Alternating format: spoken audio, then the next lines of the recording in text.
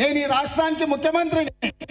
ఈ మహబూబ్నగర్ జిల్లాలో నాకు శత్రువులు ఎవరు లేరు, నాకు ప్రత్యర్థులు కూడా ఎవరు లేరు. శత్రుత్వం చేరి శత్రువు చేతులు నువ్వు కత్తి దాకని మాత్రమే చెప్తున్నా.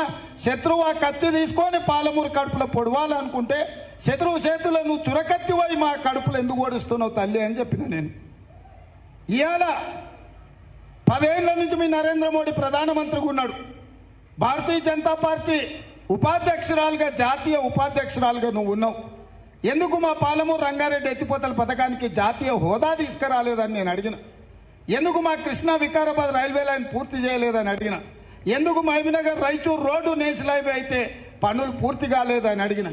ఇవే కదా నేను అడిగిన. ఇవాళ మాకు అవకాశం వచ్చింది చేసుకుందాం అంటే మళ్ళా నువ్వు నరేంద్ర మోడీ చేతిలో కత్తివై ఇవాళ మా పాలమూరు కడుపులో ఓడుస్తుంటే వద్దు తల్లి అని చెప్పిన. నాకు నీకు పోటేంది తల్లి?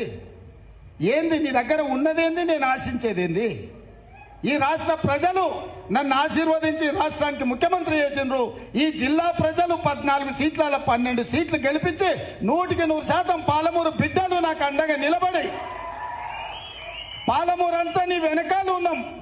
నువ్వు కొట్లాడు, మేము నిలబడి నిన్ను ముందుకు నడిపిస్తామని పాలమూరు అంతా నా ఎంబడి నిలబడ్డది.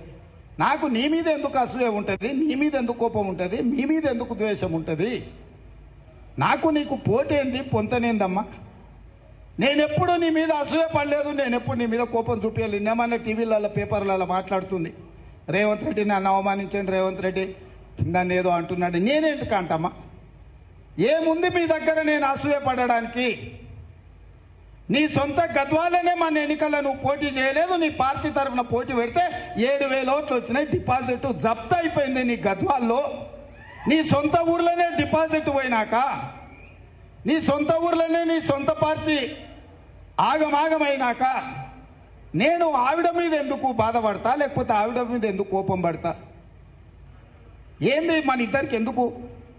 ఈ జిల్లాలోనే స్పష్టంగా చెప్తున్న మీడియా మిత్రుల ద్వారా, ఈ మహబూబ్నగర్ జిల్లా పాత ఉమ్మడి జిల్లాలో నాకు ప్రత్యర్థులు లేరు, నాకు శత్రువులు లేరు.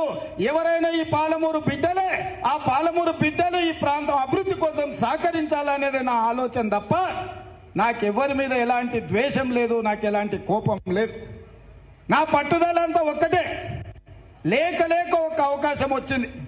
ఈ అవకాశం జారవిరుచుకుంటే మన 100 ఏళ్ళైనా ఈ పాలమూరుకి ఇట్లాంటి అవకాశం రాదు. 75 ఏళ్ల కింద మొట్టమొదటి హైదరాబాద్ రాష్ట్రానికి బూర్గుల